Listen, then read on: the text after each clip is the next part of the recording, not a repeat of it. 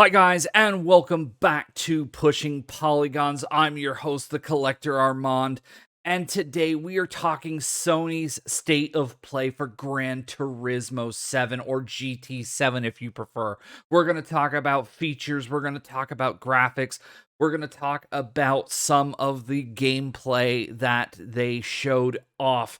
But before we get into that, guys, let me know in the comments below, do you like racing games? If you do, are you more into arcade style of racing games or simulation style of racing games? And if you are, which game is your favorite? And if you like this video, please hit that like button, smash the subscribe button, and ding the bell. That way you'll know when future videos go up going forward. But with that being said, let's go ahead and drive into this.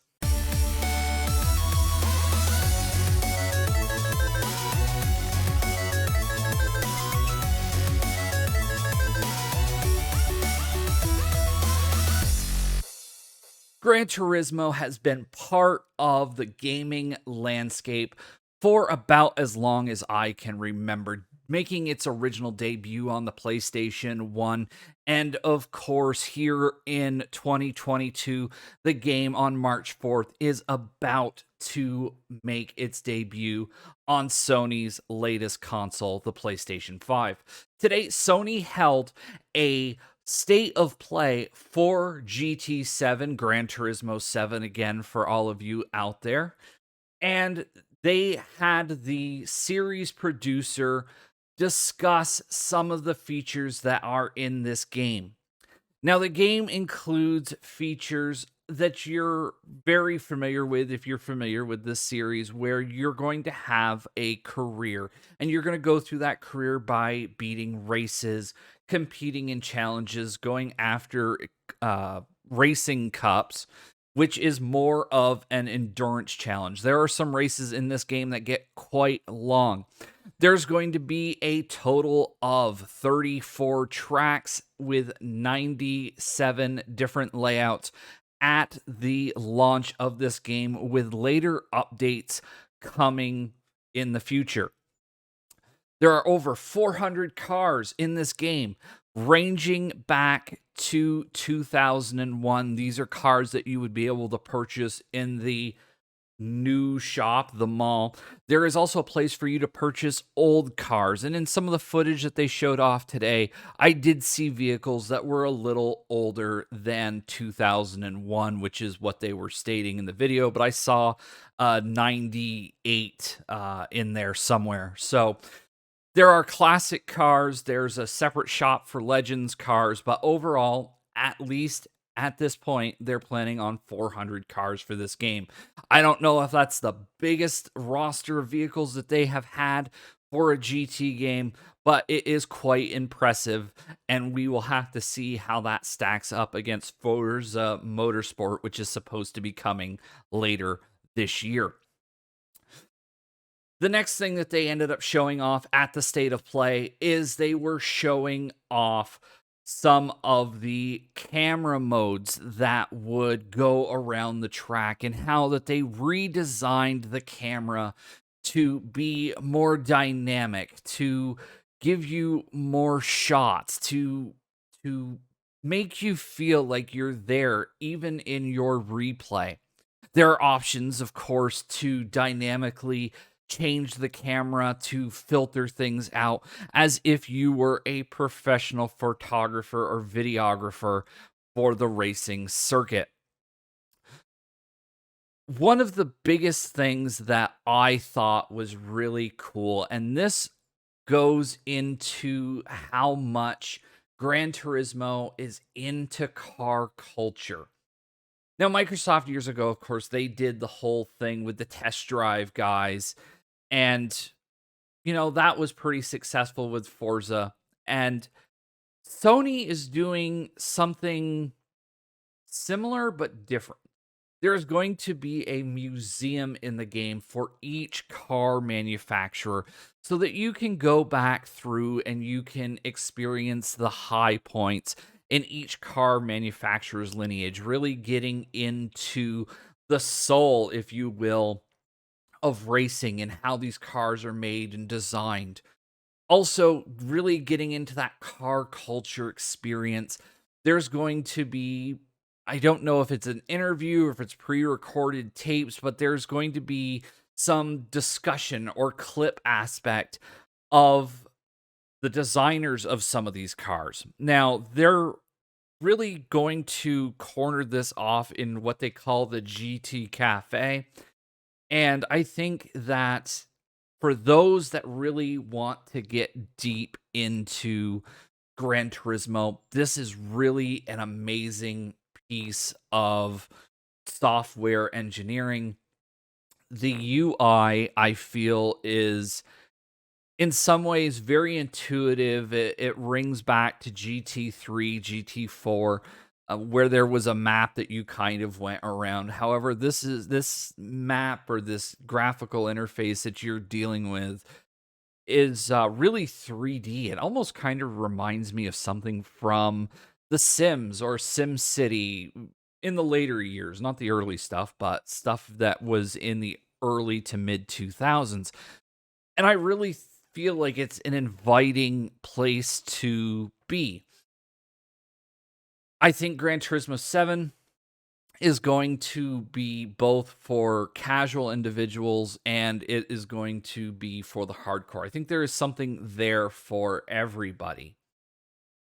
Another feature that they got into with the recordings is also that there is a dynamic recording where the camera moves along to some music that's in the game. They didn't do any discussion about whether or not you would be able to put your own music in there, but tracks that they have mixed or pre-selected or composed themselves will be in this game, and then the camera will kind of know how to move around to the tracks.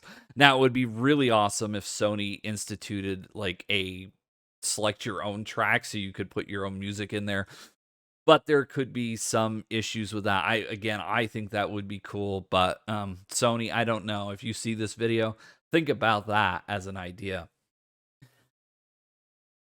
The game goes on. There are, of course, staples from the game. You can wash the car, you can get the oil change, and a lot of people like these simulation games because of the simulation, the being able to tune your car. And they did show a clip where there was a original Volkswagen Bug and one had been tuned and the other one hadn't, and how just tuning one car, it zipped around the track a lot faster than the other version of the car.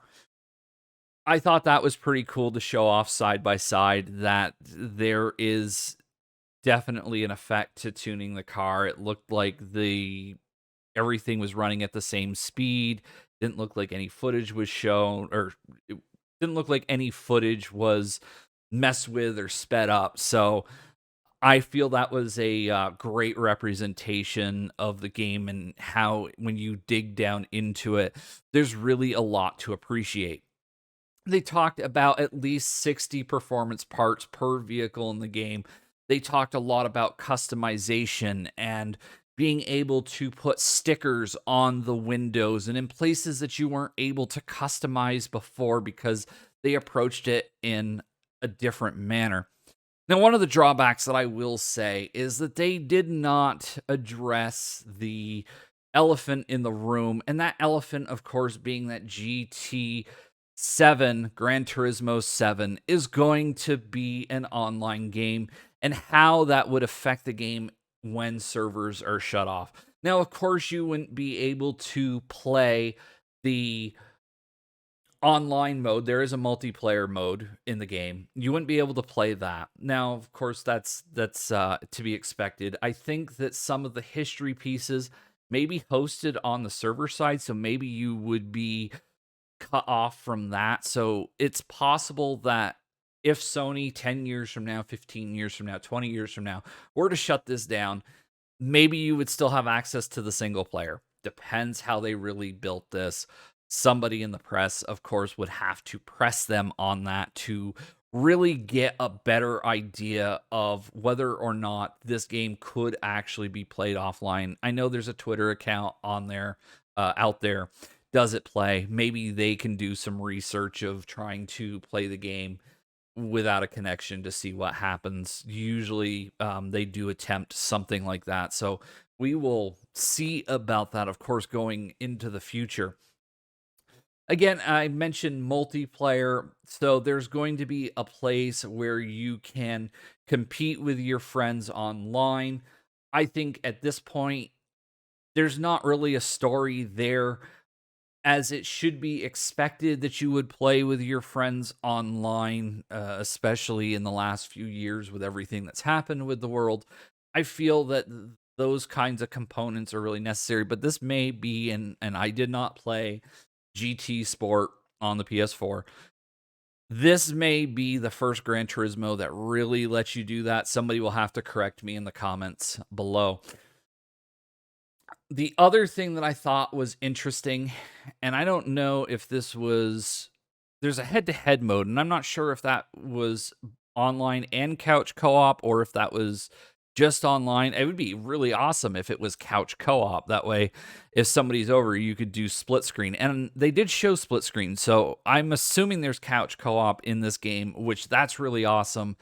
And kind of leads me into thinking that even years and years and years from now, that this game will be playable. So I don't think there's a lot of concern there.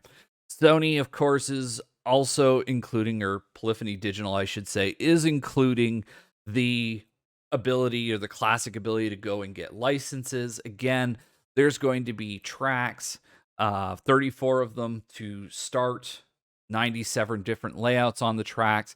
They're bringing back some old tracks from Gran Turismo's history with deep, I think it was Deep Forest or Deep Mountain. It's one of the tracks from Gran Turismo 3, and that track looks beautiful. The entire game, in all honesty, looks beautiful.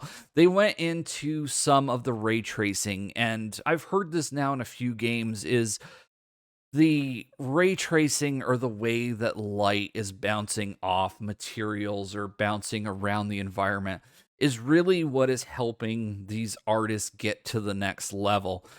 There was a lot of reflections in the game.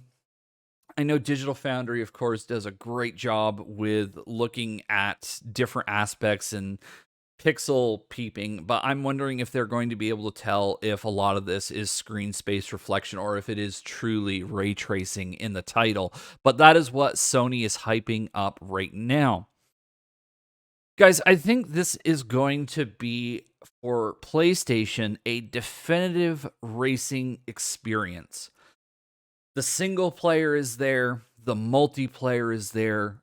For those that really get deep into the car culture, you can tune your vehicles. There's history where you can explore the different history of the vehicles. You have famous legendary cars such as James Bond's DB5 and the early Jeep Wrangler, which was used by the United States military in early wars. So there is a lot there to appreciate. In American culture, anyway, and I know this video is viewed internationally, and there is definitely a lot that the segment we appreciate about the cars, and there is a segment of people that really get deep into the love of cars and tuning their cars and building the cars up. And even in some of the music that we have had over the last 50 years, whether it's ad placement or the artist just felt like putting it in, there is a lot of talk about, my Chevy or my Cadillac, GTO. I mean, it is ingrained in the American culture to love cars. And I think that this is probably Polyphony's biggest love letter to that segment of people yet. I am looking forward to getting this game in March and starting to play around with it and getting to review the game. Of course, I will try and play through most of it before I give it a review, but I do want to at least experience this. The last Gran Turismo I really played was Gran Turismo 5 on the PlayStation 3. So for me, it's been quite a few years since I've really gotten into Gran Turismo. I'm happy to see that they're bringing back a numbered version. Sony has taken their own spin on Forza Vista, where you're able to take pictures of the cars in various environments. Again, being able to tune the picture and do effects with it and as a digital post processing. That really looks cool.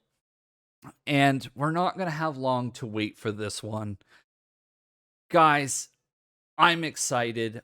I really want to sit down and see what Polyphony has included with the new generation of Gran Turismo. If you like this video, hit that like button. Smash the subscribe button if you want to see more videos like this or involving Xbox or PlayStation. And of course, ding the bell. That way you'll know when more videos come out going forward.